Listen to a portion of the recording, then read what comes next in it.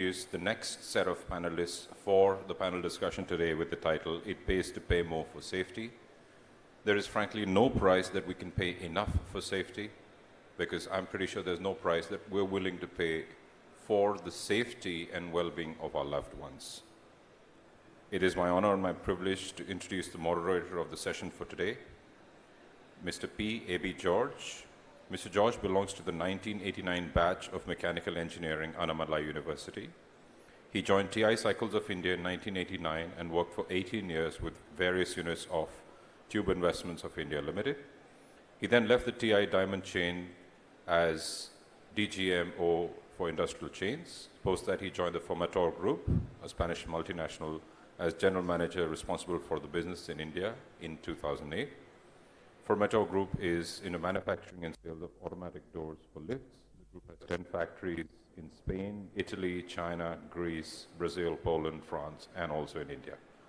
Mr. George has spent his entire professional life in profiles ranging from factory operations to project management and business management. With a round of applause, please let's welcome Mr. P. A.B. George to the stage.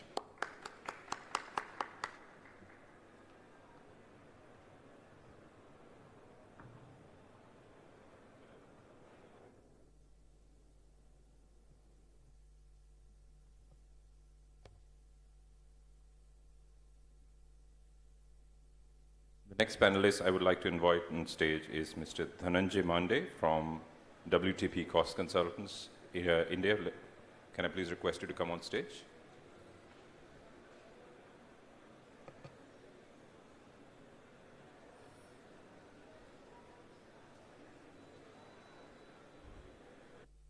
While we wait for Mr. Mande to arrive, can I please request the next panelist, Mr. Shahzad Lahiri from Ceasefire, to please come up and take your seat on the stage.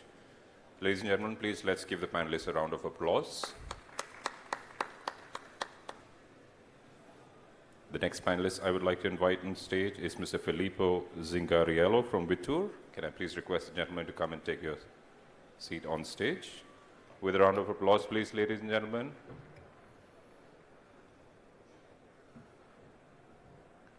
Next panelist I would like to invite on stage is Mr. Karan Turakia from the SK Group.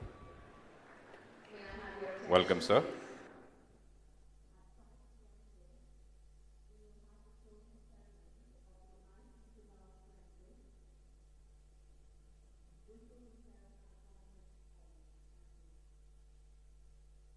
then I have the privilege to invite Mr. Vikas Patil from the Montanari Lift Components Private Limited.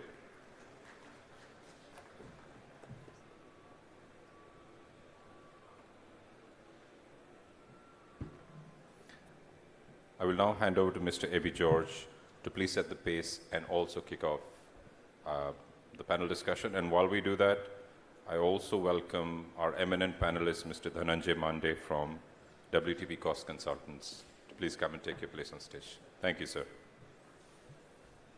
Over to you,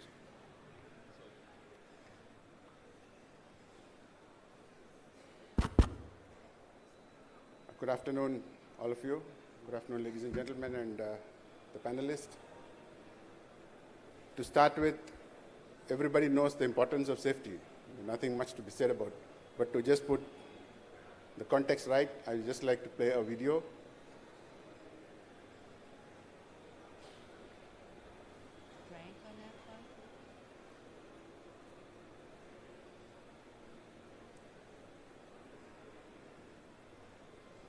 Can you put on some volume, please? Could you repeat the question? Is it your opinion that Caterina Marquez drank on that flight?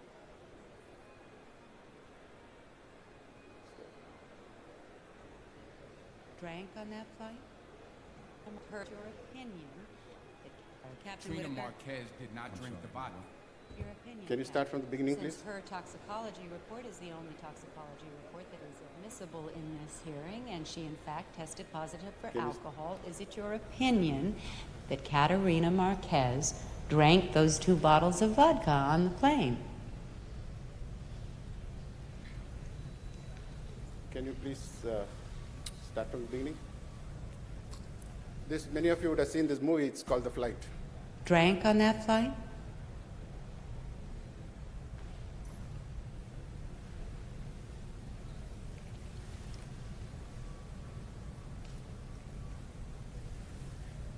Could you repeat the question?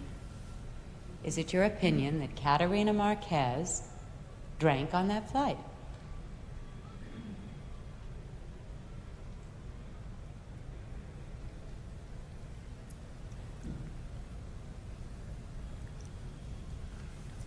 I'm sorry, my what? Your opinion, Captain. Since her toxicology report is the only toxicology report that is admissible in this hearing, and she in fact tested positive for alcohol, is it your opinion that Caterina Marquez drank those 2 bottles of vodka on the plane?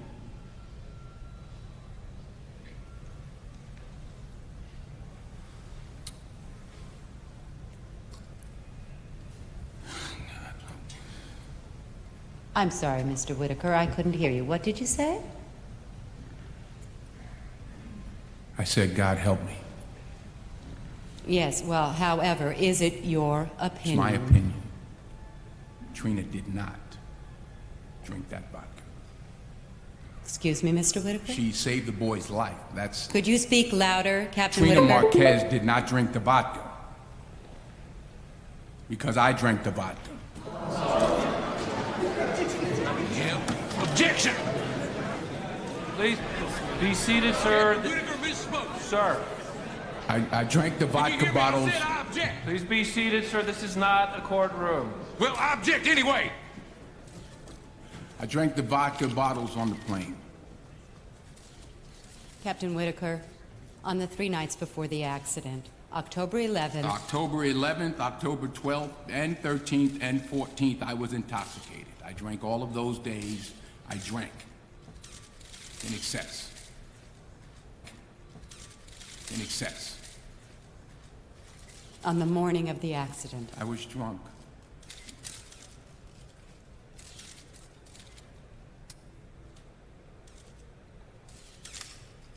I'm drunk now.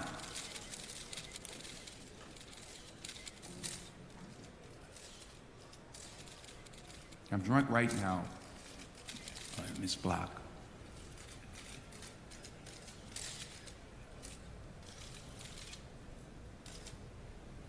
Because I'm an alcoholic.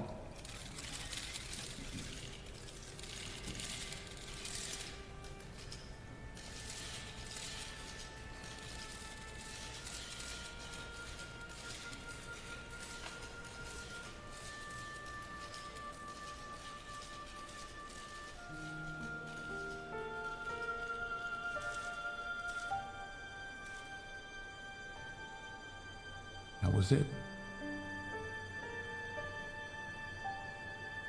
I was finished. I was done. It was as if I had reached my lifelong limit of lies. I could not tell one more lie. Please mark the And maybe next I'm a sucker. words. Because if I had told just one more lie, I could have walked away from all that mess. Kept my wings, kept my false sense of pride. And more importantly, I could have avoided being locked up in here with all you nice folks for the last 13 months. But I'm here. And I'll be here for at least the next 4 or 5 years. And that's fair. I betrayed the public trust. I did. That's how the judge explained it to me. The key words are the last sentences, which says, I betrayed public trust. So safety is, he's a captain of an aircraft which crashed, and this is the accident investigation which is going on. And he says, the judge told that you have betrayed public trust. Though he saved everybody, but he was punished. So where are we as elevator manufacturers, elevator users, elevator purchasers, and all the stakeholders put together, where are we on public trust? This is the key takeaway from this video. I would now leave the panelists to give us a small opening remarks on on the different stakeholders, the role of different stakeholders in this, in the safety domain of elevators. Elevators as such, we consider it as one box moving up and down to be fixed at the last moment when you have to inaugurate the building. And then it is the most, what can I say? I would say misunderstood piece of equipment. People do not understand that elevators need to be maintained, elevators need to be installed properly, elevators need to be operated properly, and elevators can kill. Elevators can kill. We have seen many videos which are horrific, which have touched our conscience, and we in ICMAI are always talking about elevator operations. So I start with Mr. Lahiri to tell his opening comments. Good afternoon to all at this forum and my panelists. Safety as a term per se is a very broad perspective. I, being from the fire safety industry, can speak to you on the elevator safety for a fireman. Basically, just last week there was an incident in Bombay, in the suburbs, in an under construction building, when the fireman went into the lift, into the fireman's lift, and at the command it did not open. Again, on giving a second command, it did open.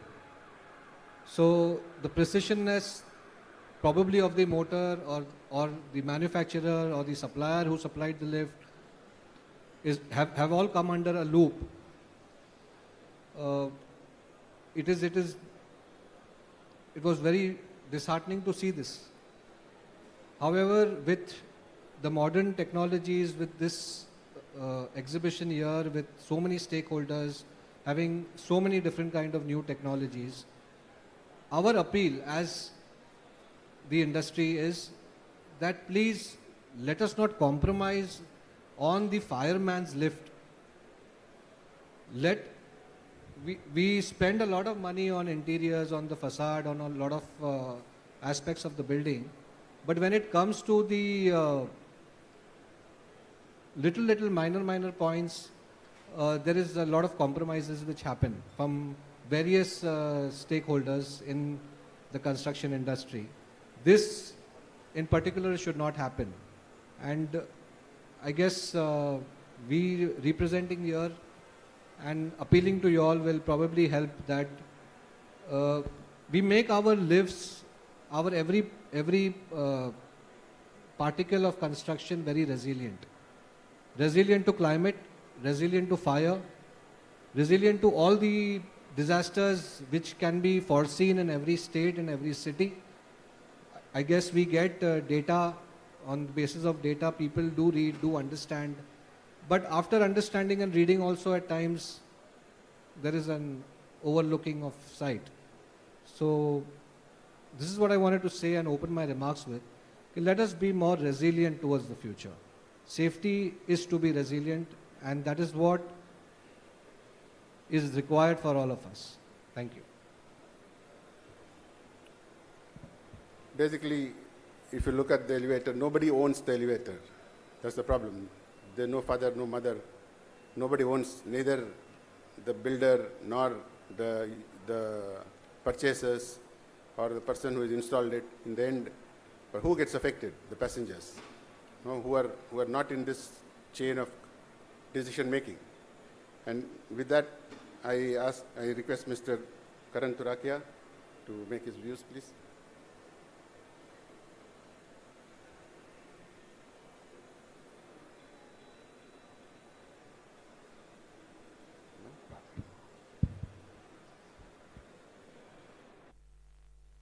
Good afternoon, everyone.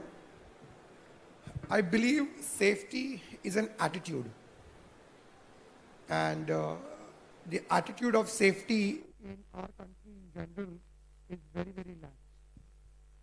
Whether we look at road safety, whether we look at safety in terms of elevators, or any other aspect. And there are multiple facets to this attitude.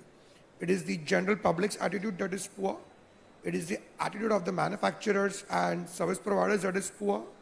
And more so the attitude of the government that kind of regulates the industry and the business is also laxed. So there is a whole gamut of people and systems that need to change their attitude towards safety. Once this attitude changes, we'll start seeing a change in everything that follows. So according to me, in very, very brief, safety is attitude. Thank you. Because Good afternoon, all. So, my colleague rightly mentioned how safety is important. I am into this elevator industry since last 12 years, and I feel so happy that I could see innovations, new technology coming, and our elevator industry is growing in a very good manner. Okay, but on another side, when I see the numbers regarding the fatalities, now we see every day. Okay, because of such a small mistake, someone loses life, which is not good. We talk about technology, now we talk about the IoTs and all. But what about the security or the safety of the employees who are working for elevators and the people who are blindly trusting on us and using elevator going up and down? So first of all, it's our moral responsibility. I'm talking from the users to the manufacturers. So, okay, business is there, profit margins are there, but the safety is the prime responsibility of ours.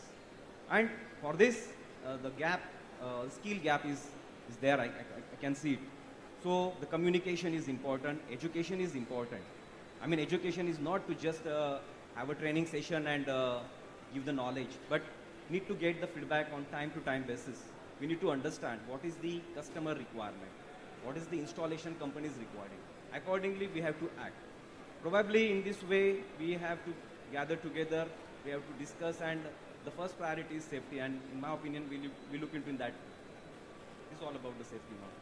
So, because understanding the requirement of the stakeholders is what you are talking about. So that is critical.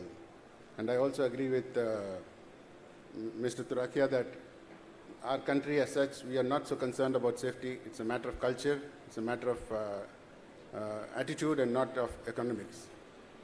So to get a foreign view from Mr. Zingarello.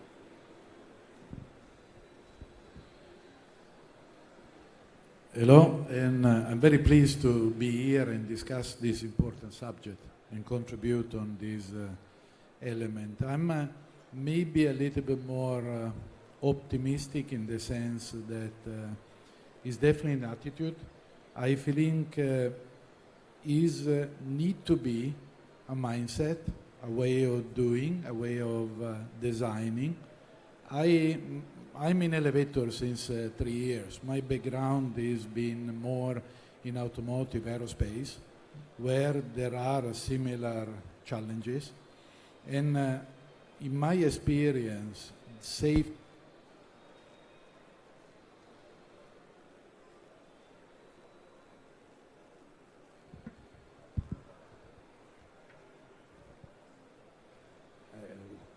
hopefully it's better, this one. Safety is more, the difficult part is not to prove the safety, is to design the safety. So to make sure that this is part of the non-negotiable objective we need to realize. I heard in the beginning, the inauguration, that safety should be a given. I don't believe it's a given. We need to make sure it's non-negotiable, is not compromisable. But it starts with the mindset, with the, it needs to be a DNA. It needs to be something that is not only realized based on experience. I think I see a lot of good experience, a lot of good knowledge, but it's a methodology. You need to be a methodology, design safety, validating safety, proving safety, and became the primary responsibility that all our stakeholders has. And I'm quite positive in this overall. maybe there are differences between different countries, but we have a big responsibility as a stakeholder in the margin, in the business, to generate safety and design safety in everything we do. And we are probably the first one to prove that we don't compromise the safety with the cost, or we don't compromise safety with deliveries urgency. We make sure that is really a given because it's our primary responsibility.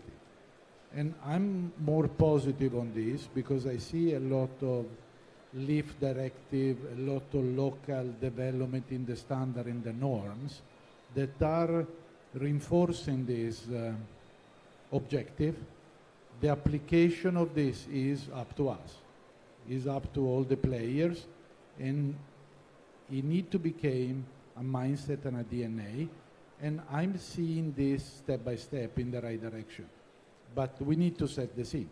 It's up to us to prove that is non-negotiable. Thank you, Mr. Filippo. And may I request Mr. Dhananjay Mande to come up. Thanks, Abhi. I'm odd man out here. I'm a cost consultant, so I will be talking more about the cost. If you looked at today's market and the landscape of the business, it's completely cost sensitive. So a lot of things will be discussed. I think Abhay, KD will be always deny with me that the safety comes at a cost. I agree with this.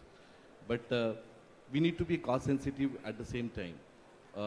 When we talked about the sensitivity of the business, what we talked about safety, that's very important. Today, if you looked at the overall market penetration, everybody needs elevators. Elevator is part and parcel of the life of everyone. But are we talking about safety of the elevators? During the construction, everybody talked about construction safety, safety of a building, security of a building, but are we talking about the safety of the elevator? That's a key point to take away from here. That's what from my side. Thank you so much for the opening remarks. And it's very clear that the elevator industry has a role to play, a major role to play in this drive towards safety. But deviating a little from there and taking on from where Mr. Karan Turakia left us, is safety a social problem for us rather than a technology issue? There are technologies available for safety, and I'm sure we can all buy it, we can install it, we can operate those technologies. If you will remember, 20 or 25 years back, drinking and driving was a normal thing. You had a couple of beers, and then you could drive, or you could ride a motorbike. Today, when we go out for a party, we have at least one person who is not drunk. And how did this happen? Over a period of time, the government came down heavily on us. So basically, we need a kick in the backside. And it is whether we should be able to, as a culture, like Karan said, that it is very difficult for us to manage safety. For us, we are a set of people who want to have the shortcuts. If you make a median, or if you draw a line on the roads, we will cross it. That is 100% sure. We don't care about, now government has come up with barriers, metallic barriers, concrete barriers, and that also we will try to break or go around it.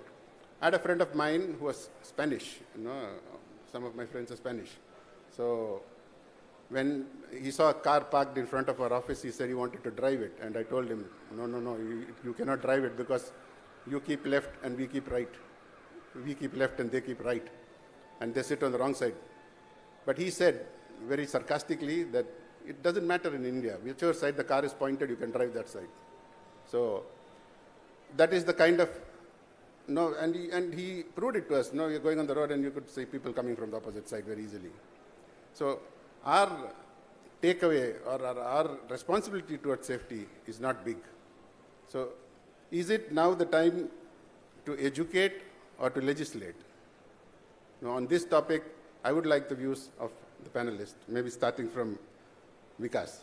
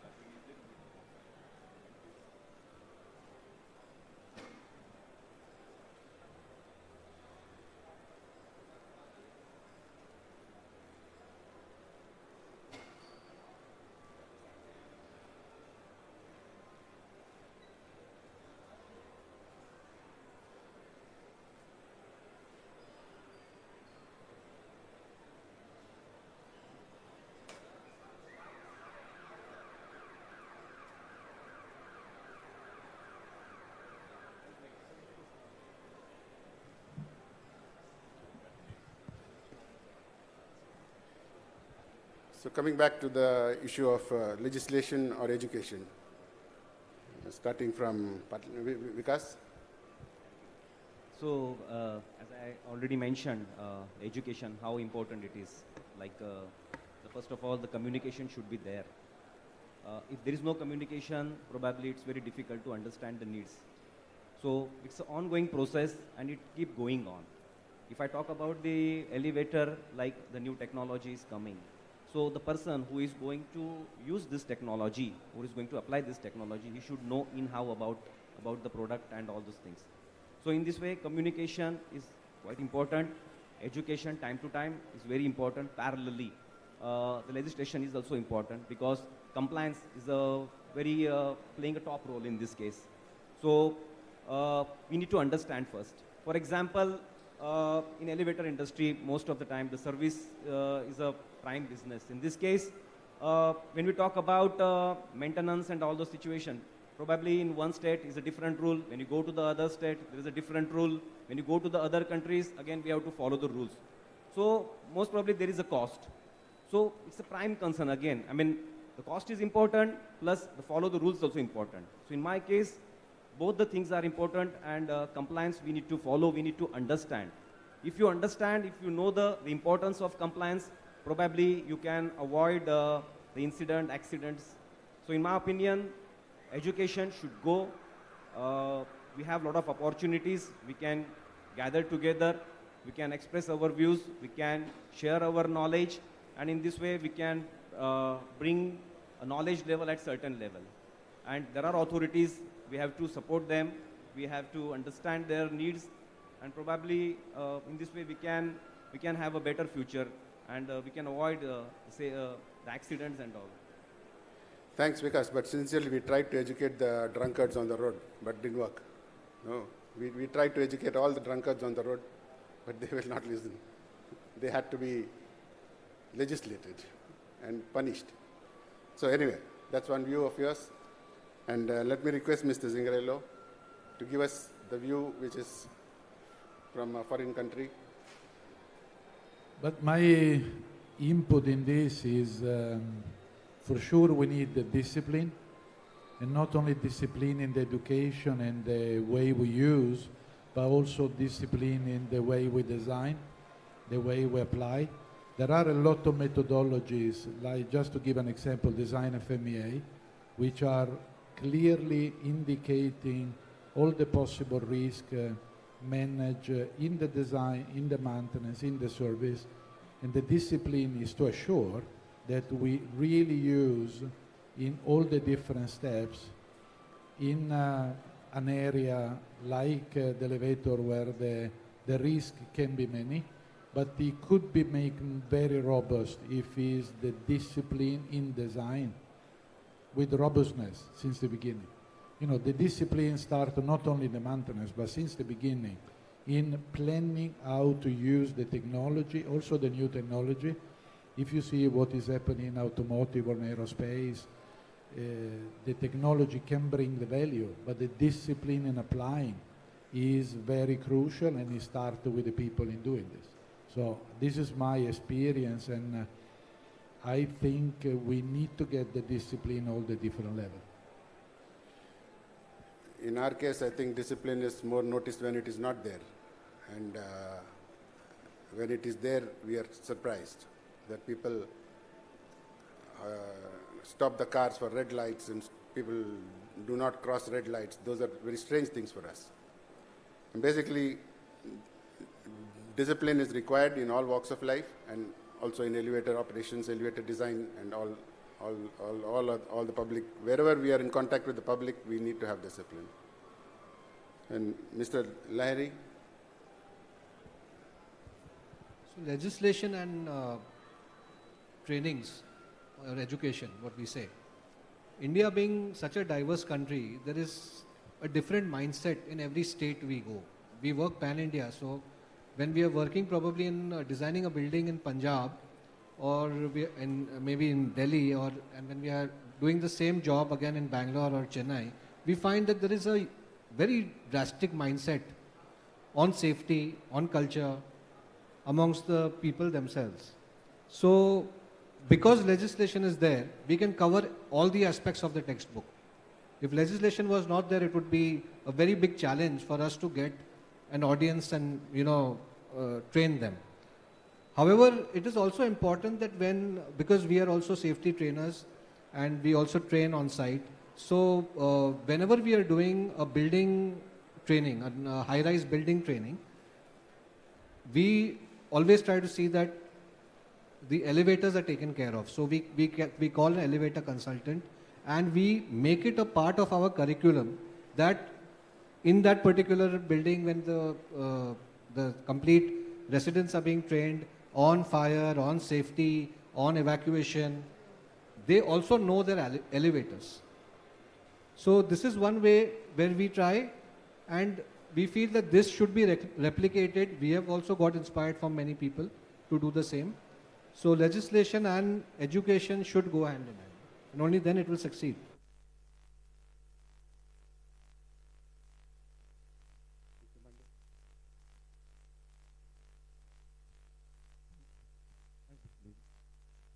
When it comes to responsibility, we all are responsible, right from a developer, end user, everybody, right from a supplier, vendors, everybody is responsible for the safety of the elevators. The prime responsibility lies with the consultant. They are the one who are making who are educating the market, what's elevators requirement, what's the safety requirement. So when largely spoken about the safety about the elevators, the ARD is the only one device which is largely spoken about. Are we discussing anything apart from that? No.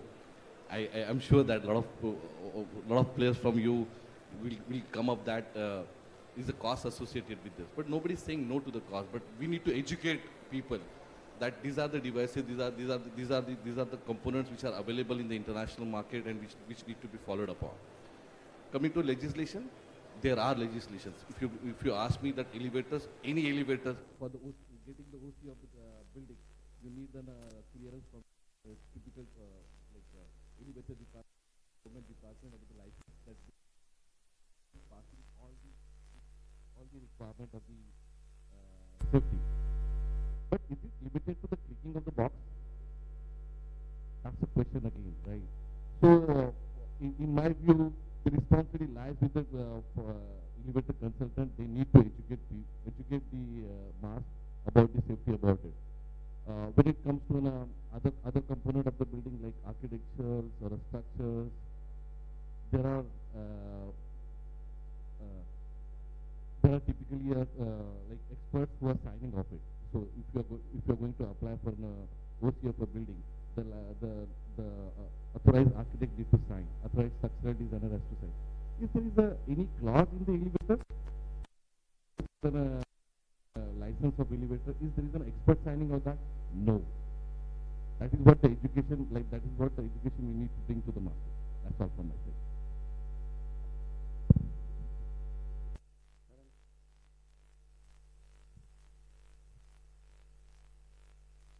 Education or legislation? In the example of drunk driving, the driver of the car is directly responsible for the safety of himself, his passengers, and other users on the road. But in the case of elevator, the user hardly has any control on how the safety of the elevator functions. He simply enters, presses a button, and travels up or down. If you look at accidents in elevators, very rarely you will find an accident that has occurred because the user has messed up something. Majority of the time it is the equipment that fails, And mostly is because the maintenance is done in a poor fashion, or there has been compromising of safety features of the elevator. So we do need to educate, we do need to legislate, but what I'm going to come back to is we need to change the attitude. And I think the primary responsibility of safety in elevators lies with the elevator manufacturers. Why don't we see similar number of accidents in other countries, whether it is Europe or it is North America or Far East Asia?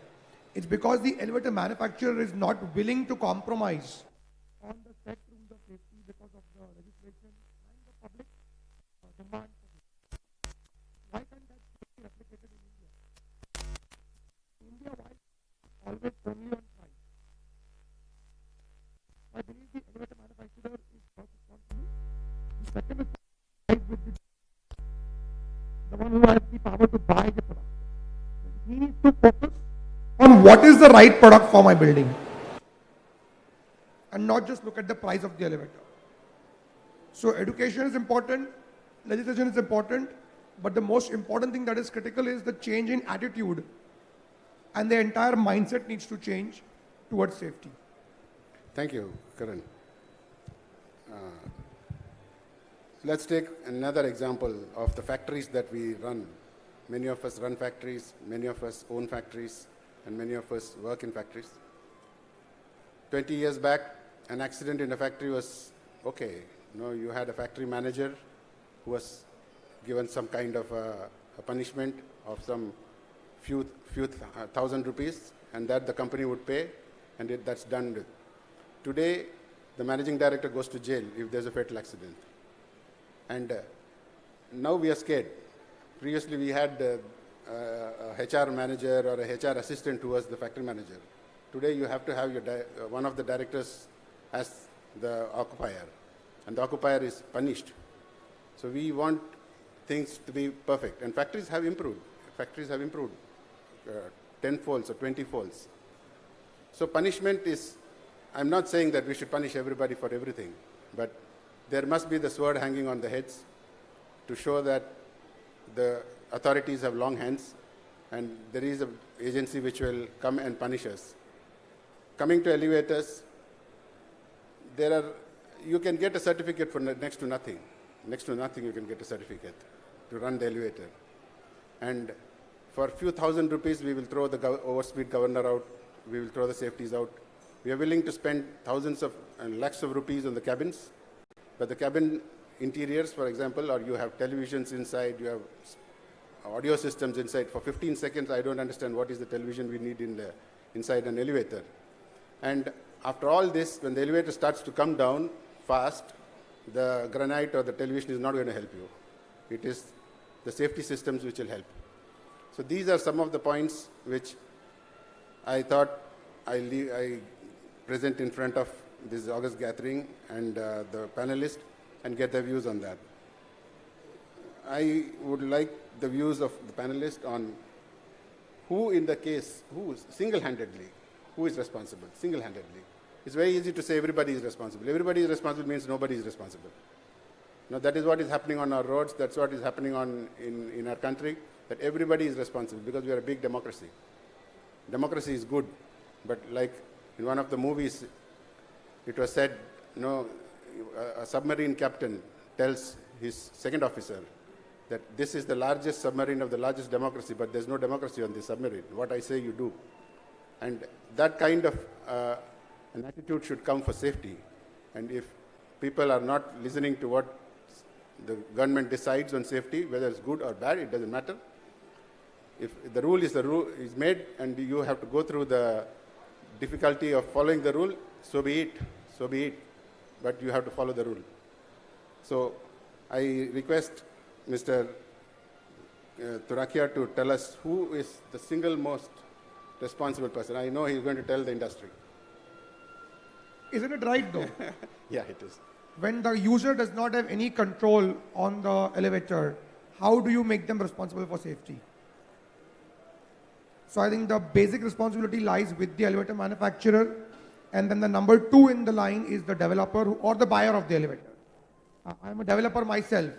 So I understand the attitude of a developer towards the elevator manufacturer or service provider. I think the elevator guy is the last person that they give importance to. And I blame the industry, the elevator industry, for this whole thing, because we've run into a rat race of only competing on price and not talking about what safety, what features, what product are we giving.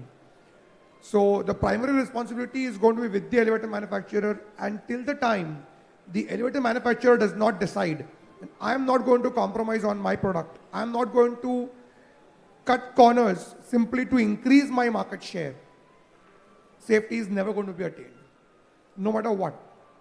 Because the day your industry starts getting respected the way it needs to be respected, only that day you're going to be able to deliver what is right to be delivered to the customer.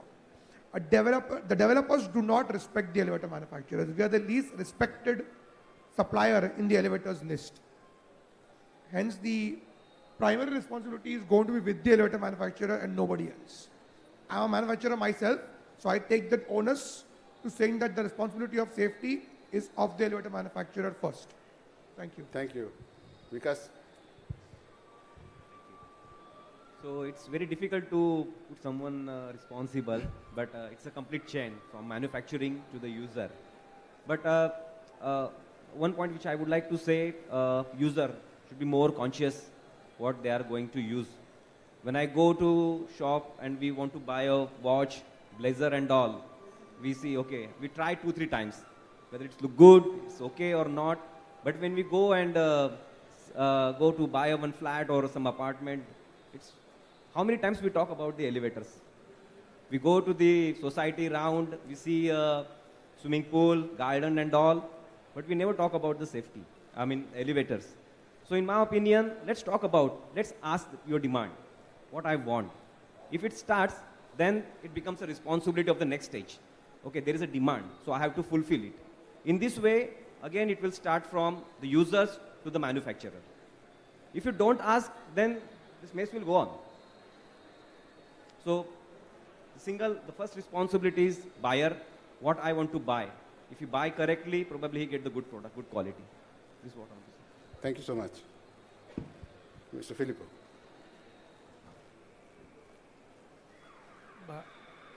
For me, is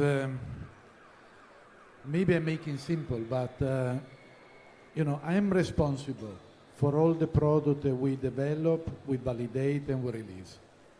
And this is simple. If each of us take the responsibility and commitment, come into the behavior and the mindset in the value chain, and make sure that whatever each of us does is a proven guarantee of safety, then I think we will show the example and we get through. But it's a value chain, and I think it's very important that my responsibility in the component is assuring that I verify that when my component is applied, I have the same understanding on the responsibility on the system side. So we have a shared responsibility, but we need to challenge this and assure that we are not having kind of short cut somewhere else. This is, in my view, the only way to make sure that at the end we get this, make it happen. Thank you. The other part where I think is very important is just like an event like this. I'm very proud and very pleased to participate to this very important subject and to talk about this. To talk what we do good, to talk what we need to improve, and really see after this day what is our bringing home activity to do better tomorrow. Safety is never finished, it's never done. And if we add the sustainability, all the other steps coming, which are kind of change request for environment, for energy, this will never be done or should never be done, and we need to guarantee that it's not done limiting or damaging safeties. And this is only what we can do, working all together with each of us, taking their own responsibility. How do I guarantee safety every day when I go back home? Thank you, Filippo. Mr. Monday? See,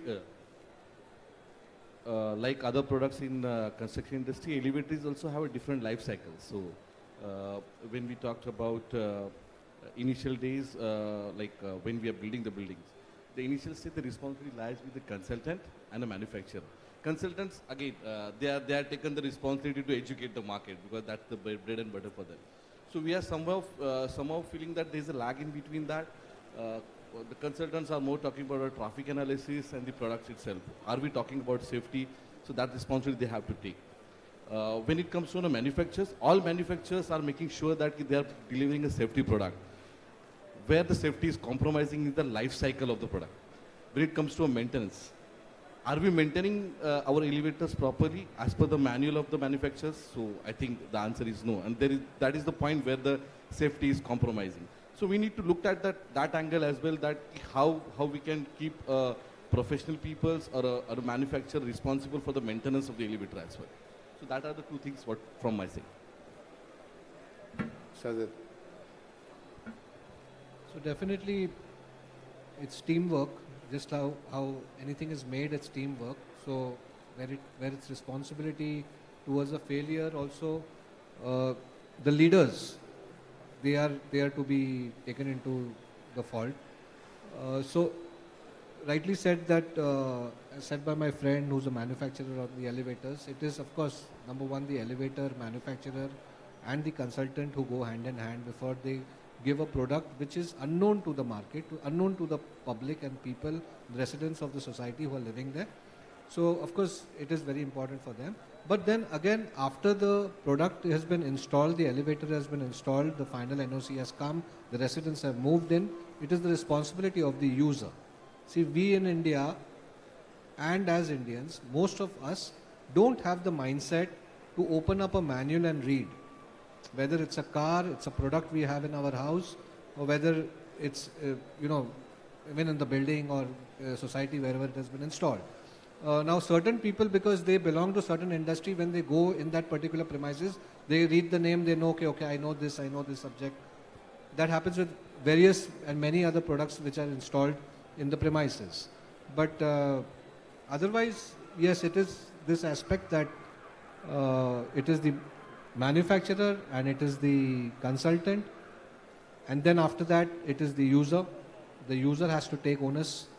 As we said that when they do a training, when they do a mock drill, when they do an evacuation drill, at that point of time, whether it is a high-rise building or whether it is an office building where the elevator is there, or whether it is a safety construction site where it is installed, everywhere this particular aspect has to be taken care, that the user should be aware of his product. What I hear the panelists say is that the manufacturers are responsible and we are the manufacturers who are here. So the ball is in our court to take this forward, and this is what the panel says from different industries or different members of the supply chain and the value chain that we have for elevators. Now, going to I just want an opinion from all of us, in a random order, in whichever order you want to take it, about what is to be done to change the situation. Absolutely, 1 or 2 points, in whatever order you would like to start. Yes, sir. Please. So the most important thing is safety trainings. And in safety trainings, what are the subjects which are to be covered? Elevator is never covered. Most of the times it is never covered. Every other thing is covered, whether it is a site safety where we do, or whether it is society safety, office building safety, low hazard, high hazard, all kind of safeties, it is there. But elevator is one point where it is never covered. There is a new concept of evacuation, that if the elevator, but little do people do realize that on a daily normal course of life, where the building has not caught fire or where any disaster has not happened, at that point of time, are you trained to use your lift? Or do you know also what lift you have? So that's important. In my experience, also in other areas, there are, I would have two suggestions. One is to go deeper in the analysis on the field, really to go not only in the 1, 2, 3 years, but maybe 5, 10 years, to really see what are the areas where we can improve. And maybe it's not the safety itself, but it's the area of improvement that could lead to some deviation. And then to use this data-driven approach to feed the development and the process and improvement, including the maintenance. Because I think in some areas we don't have enough visibility in what happened after a few years. And the other suggestion is to talk more but collaborate more, to make sure that this is creating more critical mass and collaboration through the value chain, and using maybe also the institution, the industry collaboration in order to make this challenge shared and make this as a perceived value, because safety is like is a kind of given and you recognize it only when you have a problem. So to make this valuable when you don't have a problem and you can guarantee that this is secure, cross the full value chain to have a really more active collaboration on this important subject. Thank you. Thank you. So for me, safety is important at every step. Doesn't matter when you drive a car or you ride an elevator. So when you find something which is abnormal, raise your voice, try to solve the problem or inform or to intimate. In this way, at every step, we can avoid one accident, potential accident. So alertness is important from any level, from user level to the manufacturer level, if you talk about the elevator. And that's it. I mean, alertness is important. I think to me the solution is a multi-layered solution. There is the need for education, like my friends on the panel mentioned. The user needs to be educated on how to use the elevator safely. The other aspect is the manufacturer's responsibility. Somebody from the fraternity of manufacturers needs to stand up and shake everybody up and say, listen, this is where we are going wrong and we need to change this, and bring about that dramatic change in attitude towards safety from the manufacturer's perspective, and then educate the customer or the buyer as to why do they need to invest into a safe and a good elevator that is going to perform in a safe and sound manner. And last but not the least is the government enacting legislation that makes maintenance by the book mandatory.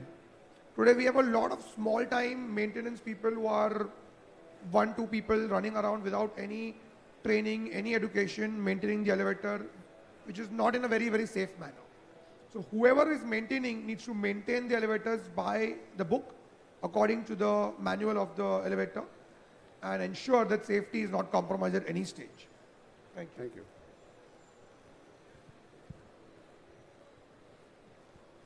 So there is a need of paradigm shift in this industry. So we are more vocal about the aesthetics or the aesthetics of the elevators, and we are not vocal about the safety of the elevators. So this is the time we need to more vocal about the safety of the elevators, rather during the construction stage or a manufacturing stage or in the maintenance stage. So that is what important. So we need to be more vocal.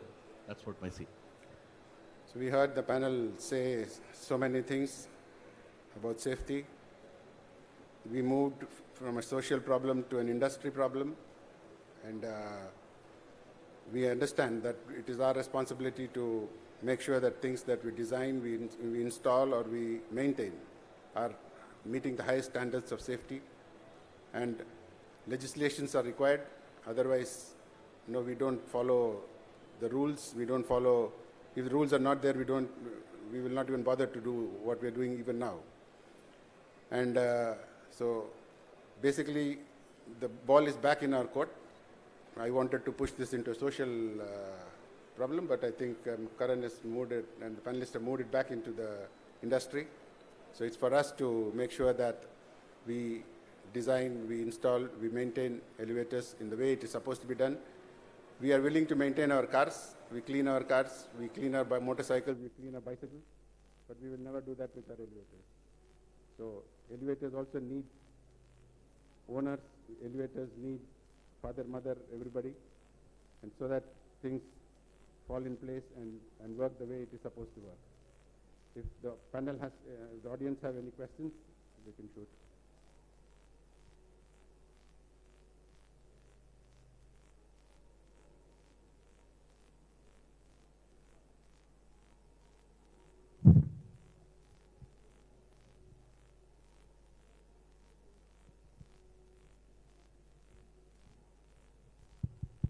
First of all, congratulations for a very interesting view from all the panelists. Very nice, and each one of them are right in their own little way. But I think I'll touch upon the two areas, the concern towards the end of safety being the major one. And I think legislation was one aspect which is brought out. Very shockingly, out of 29 states, only 11 states have got a lift act. And even out of the 11, only 5 of them talk into the compliance with the standards, be it the building code or be it the provisions on lifts and related ones. So first thing what you should do is, as a group, maybe for ISEE, please take a call for seeing the remaining 18 states bring in a legislation on lift and escalators act or whatever, just like the fire act which is there in all the states, etc., become an important component. The second major component on which action requires to be done by the industry, as rightly said, is about the people who act. And that's a very shameful thing. If you can have practicing architect being a degree holder under Council of Architecture, structural engineers under the various certification system, why can't we get the lift operators and lift machine workers regularly trained, certified people only to be used, and cannot be all anybody who can come and do that. We should bring in compulsorily that particular component to be brought in over there. The industry should take a lead in that. Even lift engineering is not there. You don't have, in this country, mechanical and electrical engineers become lift engineers. That's not enough. You should have a separate course on lift engineering. A 2-year course is already available, US and UK. We got to really bring, I think in Rajapalayam or somewhere, one of the polytechnics are doing at least the diploma holders on that. So not only at the level of the managers and the technical people, as well as the workers, we have to do a very major one. Who is responsible? Well, the annual renewal certificate is one good thing that's happening there. Every year you got to get a certificate that the lift is safe to operate. Now, how is it going to, either electrical lift inspectorate do it, if there is a lift inspectorate. Many states don't have that, so the electrical inspectorate comes and does that particular one on that. But internally, your own team, but by the time it comes, the building is already completed, occupancy certificate is over, builder gone, architect gone, engineer gone, MEP consultant gone, you only have a resident welfare society there. Or if it's a big company of office and other spaces, you have an asset and facility management company. Fortunately, National Building Code says in Part 12, you should have the assets and facility management. And in respect of lifts, there's a wonderful checklist being brought. Like for fire, Justice knows that. You have a checklist on what needs to be looked at to ensure that the elevator is there. Can you believe 32 people died as on yesterday in this year only? Last year, 39 people died in India. Roughly 3 people dying in lifts over there. Nowhere you have that. It's a shame that we need to really work out. So therefore, what you require is a very good maintenance team to deal with that. And obviously the Resident Welfare Association cannot deal. Residents, they are the only one dealing with that. Or apartment owners, they're only clients.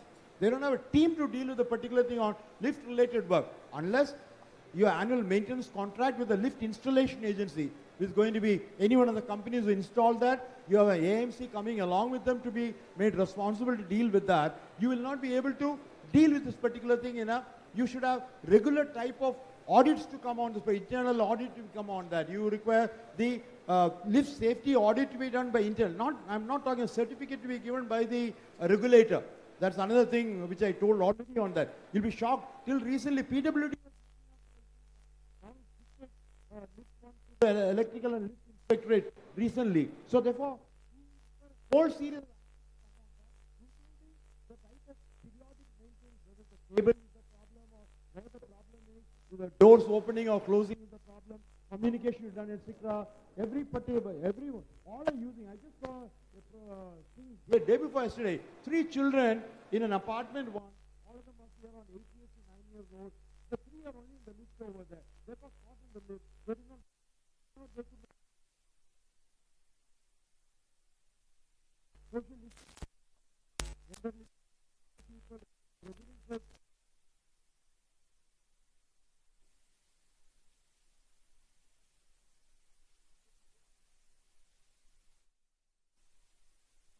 So many properties are getting lost. It is not that they are better.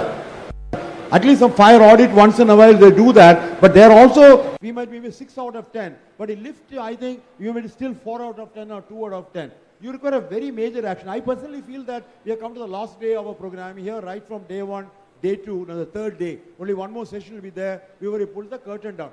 Take it as a major area of recommendation from the lift and escalation industry, elevator and escalation industry. You as an important body, sir.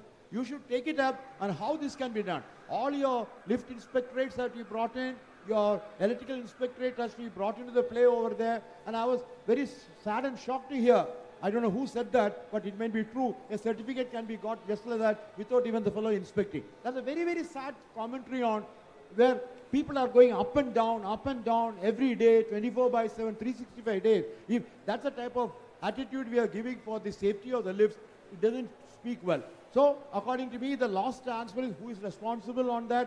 The lift installation agency who has done that particular thing has got to be number 1. Then the assets and facility managers who are supposed to look after this has to be the number 2. And the third and most important one are the builders. But builders would have already washed off. They sold everything, properties are registered in the name of each one of the particular thing. You may not be able to catch them. So you've got to find out how you can have a concurrent responsibility brought on that. Somebody has to be brought to book. Yeah. Accountability and responsibility is a very important component. If you don't do that, you're in deep trouble. So therefore, I would stop at that point of time. It's an area of concern. Lift industry has made phenomenal amount of technological advancement. Lot of improvisation has happened over there. Communication is important one. You're able to now many people have talked on that. Otherwise, when you want to in a lift, there's no internet available. You can't communicate other than through that one intercom. 90% out of 100%, that will not work. That particular thing by which you got to say, I'm stuck over here, or it doesn't work, or they're caught in between, or doors opening when now supposed to. Many people are dead right like that. These 32 cases I'm talking about, very shocking cases, sir. There should be good case history for us.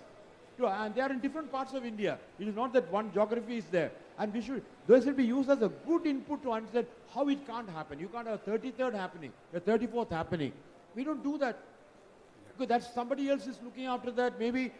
And another thing is, lift inspection related work, all the safety one are part of the building regulation, development control rules. Whereas you don't have separate lift rules available under the lift inspectorate or under the lift act, where even elevator acts, they are not done. If they make that in line with the provisions of Part 8, Section 5A and 5B of the National Building Code, where all these aspects have been covered there, then you will ensure that before you get the certificate being given, NOC being given for the occupancy certificate of the building, it's not enough an NOC from the lift inspectorate, fire inspectorate, or then the building or people get for an occupancy certificate. You should link that with the real amount of testing to be done in a proper way. I rested that. I'm sure all of you have brought your own points. Only I wanted to ask him, how does it happen in your country, sir, or any part of Europe? Do you have people dying like that, such 3 people dying in every month? No, but in Europe, many of the things you are suggesting have been implemented. Is already in place. You know, so this kind of responsibility, this kind of auditing, this kind of progress is implemented. That is why I don't know exactly the situation in India. Very right.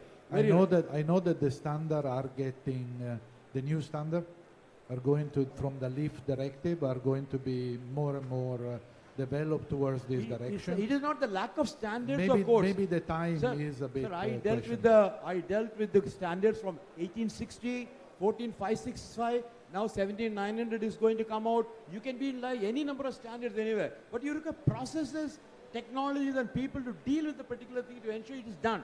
One is compliance. One is compliance by the builder, lift consultant, lift installation agency. The other one is enforcement by the regulating agency. We don't have zero regulation coming on enforcement. This is my biggest concern on that. But it should be internally done by ourselves. All the apartment owners, society. Come on, they are all occupiers. They are a doctor or a teacher or a professor or a banker or something. How will they know about it? Well, this good professional asset and facility management company, you can hold them up. That's a very leading company. Many big projects do utilize that because NBC has got a new part 12 where a separate chapter, as I told, is on assets and facility management. A lift installation has been covered in a very great detail. What will happen to the building once occupant certificate is over? What will happen 5 years down the line, 10 years down the line, 20 years down the line? How to keep it in order? I just thought I'd leave it at that. I'm sure a good recommendation come. You are the chairman for the session. Take it up. I'm sure TAC Matthew and the team will take it up. Take it to the industry. Take it to the Narodco. Narodco is one of the, and Credai is another leading builder. Take it up with them. Things will change. Don't say that nothing can happen. And a certificate can be brought like that by paying 1,000. Please don't say that. It really shocks me for having the sector industry for 57 years that you can get a certificate like that. Just pay some little money. We shouldn't even talk about that even it's true. We should condemn that particular thing with all our voice. Sir, one request also. Suresh sir, we are very grateful and thankful for all the views. We're very happy to see you and have you here with us, sir. Thank you. Thank you, Ravi sir, for being here. Sir, as chiefs of forum, one request is that probably in the next sessions or the programs happening, we need to have the disaster management and the Mumbai Fire Brigades volunteers to come forward for such exhibitions and platforms because they are not aware of maintenances where they are the actual people also on call. Yeah, but Sheh so I don't pour cold water on your enthusiasm. Disaster fellows will come only when the disaster happens, when an earthquake happens, a fire happens. Fine, sir, but so many people, they are very interested to learn. You got to preventive work done. Not post-disaster management of saving dead body, live body, what happened, get into a forensic report investigation to get into it, some report will come, etc. That doesn't help. What can they have? What can happen before that? In a day today, nothing has happened over there. That's a larger issue. I didn't touch on earthquake, winds on tall buildings, especially when the buildings also going, the sway taking place there, especially higher height. So lift at 20 story, 30 story, 50 story, 60 story, you also have to take care of the sway of the building taking place, how you provide that particular thing in the lift. The structural engineer and the lift engineer has to work together. Many sessions were happening in that. So disaster group will come much, much later. They will not be able to help. Even if you participate on that, what will happen? This is a normal operation. Lift operation, normal, it is not nature. Sir, earthquake or landslide or fire. They all are the people on call.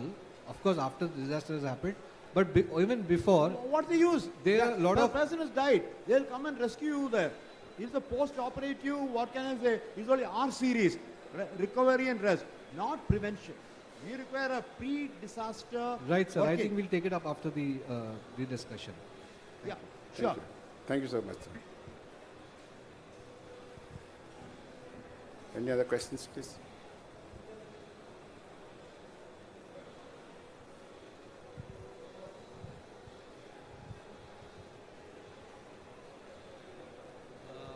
I think there needs a regulatory body for the maintenance agencies. What is your industry is doing for that? Sorry? Regulatory body for maintenance, lift maintenance agencies, which are floating around. Anything that association is doing for this? Your efforts?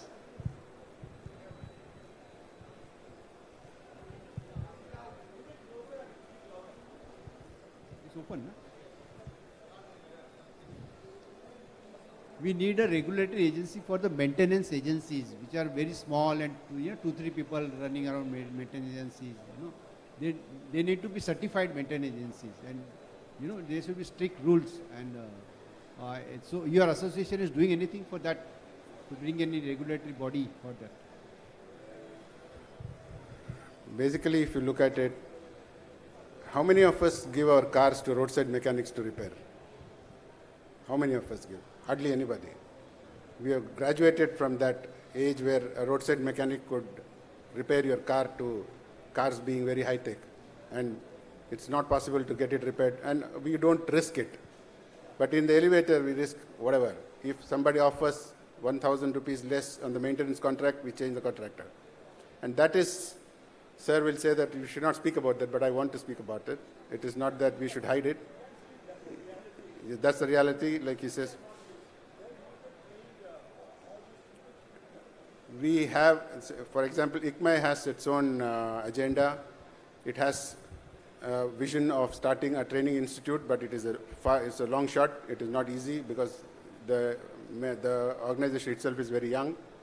But we are going towards that, and there are training sessions, and these training sessions are very informative. We from industry leaders. You should make it a point to attend. But there is, I agree, there is no certifying body. There is no certifying body. But that is a problem. And we need to, and ICMAI cannot be the certifying body because is this, we cannot be certifying our own work. It doesn't make sense. So there must be a third party which can do that, independent. Like Sir said, it is now the electrical inspectorate which certifies elevators. And we have to have a lift inspectorate, which is not there in 90% of our country. So it's a sad state of affairs, but I'm sure that this is the beginning, and this is the route to, many people feel that it should be there, but nobody is talking about it or nobody is doing anything about it, but we should move it. We should move it. So thank you so much for the question, but the fact is that we don't have. Let's start somewhere. Yes, that's the right thing. Petition to the government. Sure. So my question to the panel is, we talked a lot on what is to be done by the industry or by the government. I mean, one possible important suggestion here is that the actual users, whether it is in a residential building or a commercial building, they are the ones who need to be protected. So we have a rule called RERA, which actually guarantees them in terms of timeliness, in terms of cost, and all of that. Why not also ensure safety to these purchasers through RERA? Make it a point that whoever buys a RERA compliant building is assured of safety of many things, including the elevator, which means it puts the onus on the builder that he buys only quality products. It puts onus on the lift supplier that he complies to the requirement of RERA and all the safety requirements. It puts onus even on the association or the society that operates that lift after handover, that the president or the secretary, whoever takes care of its maintenance, becomes culpable in the event anything happens. It becomes a very strong deterrent if they are made culpable in the event of an accident.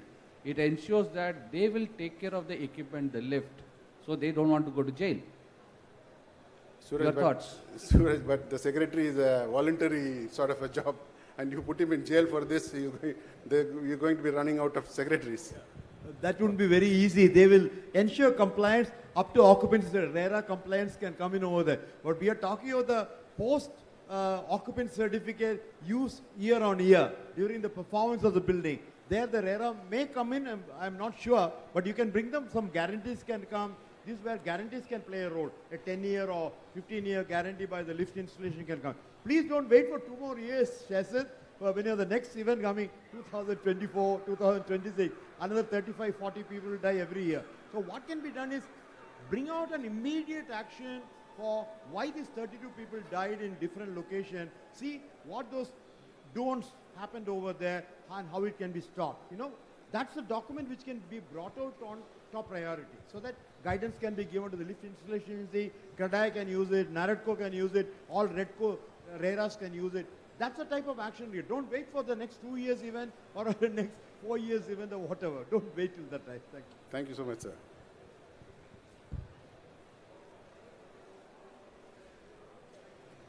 So thank you to all the panelists and all the audience. It was great to be here with all of you. And we came to a lot of conclusions. Rather, we came to say that no, a lot of things are not done. And what we have done is very little. And what we have to do is quite big, and identified many areas where it could be better, and some areas where it could start. Thank you so much to all of you, and thank you, panelists.